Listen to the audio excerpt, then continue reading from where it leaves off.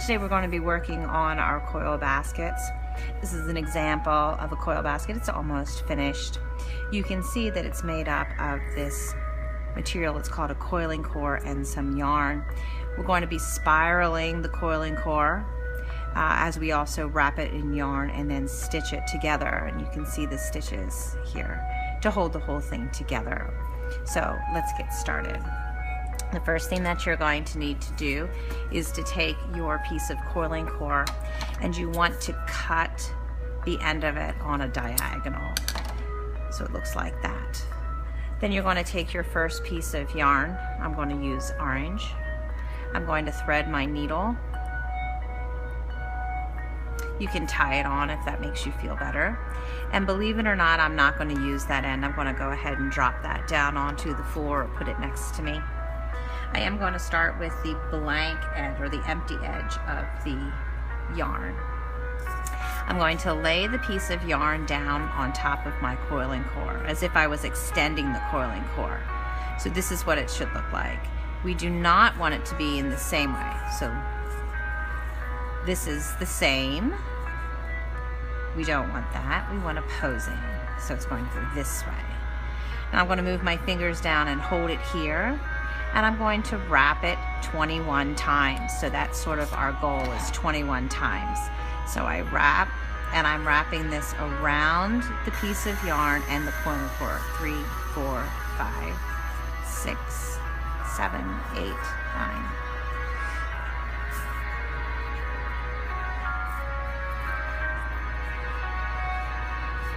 That is 21 times right there.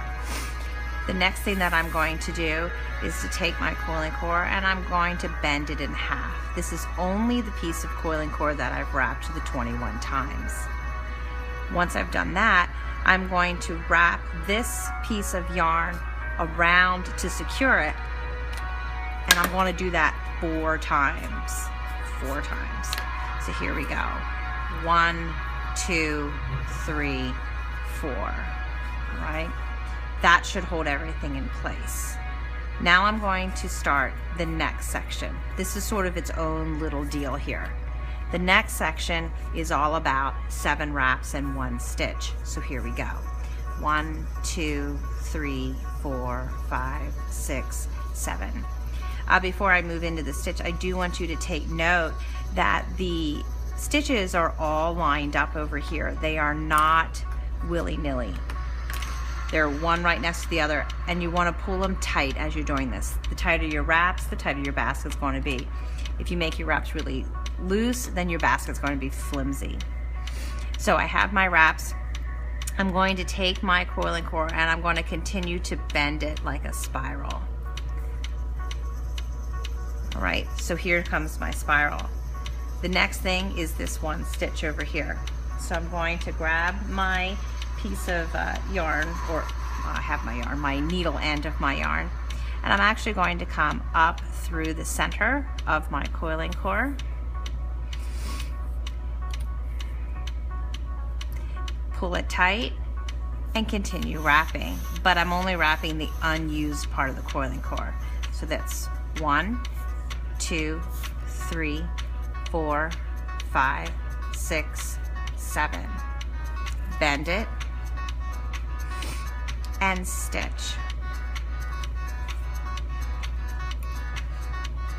Hold it in place, pull, and I'm going to wrap 7 more times now. 1, 2, 3, 4, 5, 6, 7. Bend and stitch. Pulling all the extra yarn, pull it tight, go back to my wraps. 1, 2, 3, 4, 5, 6, 7. Bend, stitch. I think you know what's coming next.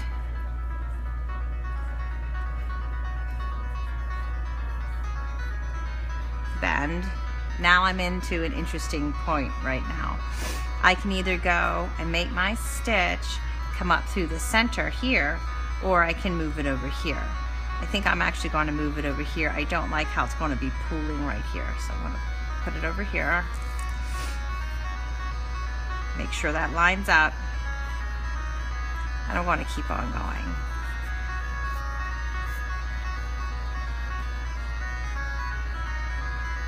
Bend it and stitch it. Now, hopefully you've noticed that if I go to the center, I'm going to end up going over 3 things of coiling core, 1, 2, and 3. We're only binding or stitching together 2. So my stitch is no longer going to the center. After you stitched about 4 or 5 times, you should not be going to the center anymore. So I'm going to pull here, move that back where it needs to be, and keep on going. Let's check the other basket for reference.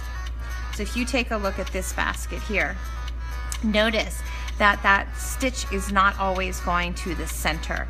It's going to be moving out. So here, this stitch is only going around 2 pieces of coiling cord. It is no longer going back to the center. You need to keep that in mind. Some tricks to make this easier for yourself. As you're working, we get a lot of people with their coiling cord and the yarn gets tangled up.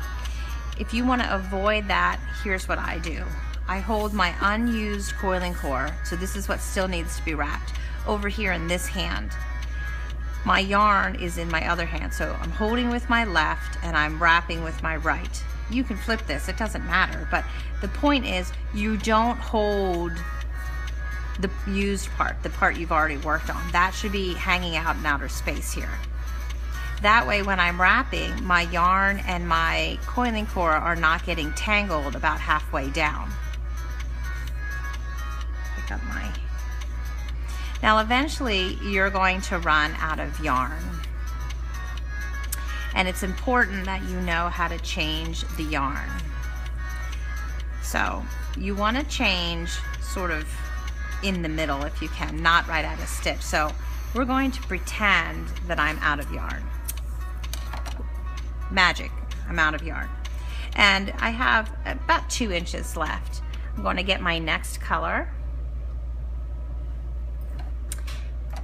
And I'm going to put it on my needle so that it's ready. Again, you can tie it on. That's fine, I certainly do. But I'm not using the needle end right now. So just like we began when we were wrapping over the piece of yarn, I'm going to lay this extra piece down on my coiling cord. I'm going to lay the tail of my new piece, which is black, on the coiling cord also. And then I'm going to take this black and I'm going to be wrapping around both pieces to trap it in there. Now I'm probably at 7 wraps, so I'm going to bend and stitch. Again, I'm not going to the center anymore. I want to make sure this all lines up. This is where pulling tight is really going to be to your benefit. And now I'm just going to keep on going. I'm not going to cut that, I don't need to. It will just be covered up.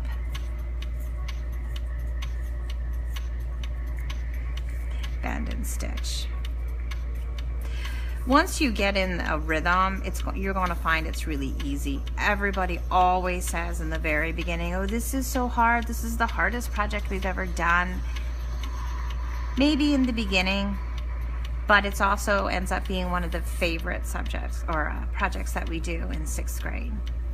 All right, so I would just keep on going. Once I have a nice flat base, you can see not everything was flat because I've made a basket. So once I'm ready to start building the sides, when I do my stitch, so here's my wraps, and I want to get rid of that coiling cord. I don't want to see any of the coiling cord in there. Instead of just keeping it to the side this way, because this will make a plate, I'm going to pull it up on top of my previous coiling cord that I did. So I moved from the side, I put it on top, and I'm going to make my stitch. And I want my stitch to hold that on top. It's going to take maybe 1 or 2 stitches to have that work out for you. I go back to my 7 wraps, bend it, and again I'm putting it on top.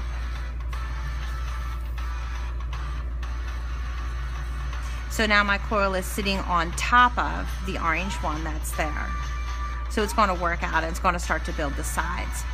If you want your sides to be really straight, keep it right on top. If you want it to be gently curving out, then you're going to let it fall a little bit half on, half off. So this is how you make different shapes in your basket. We can work on that on an individual basis. The last thing I wanted to show you, however, was towards the end, if you have the time and the inclination and you want to add coiling core to make your basket bigger, this is how you do it. It's actually very simple. You're going to take your coiling core and you're going to cut it on the diagonal, the end piece. I'm going to take my new piece of coiling core that I'm adding on and I want to cut it on a diagonal. Now, I'm not adverse to us doing a little sneaky Pete action here and taking a little piece of tape and taping the two of these together. If it makes it easier, I'm good with that. So I'm going to put these together and wrap them. So now they're stuck together. It's not a perfect solution. You can't pull on that really, really hard. You do have to be careful. But if you've been pulling on your yarn the whole time, you're not going to have any problems doing this part. So now I'm just going to come back in with my 7 wraps. Let me turn it around so I'm going in the right direction here.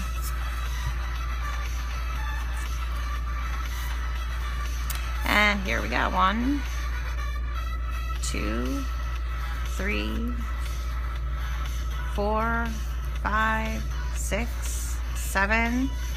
I want to make sure that those are really nice and close. I don't like that I had some coiling core showing. I'm going to put it on the top and go back to my stitch right in here. Pull it nice and tight and go back to my wraps.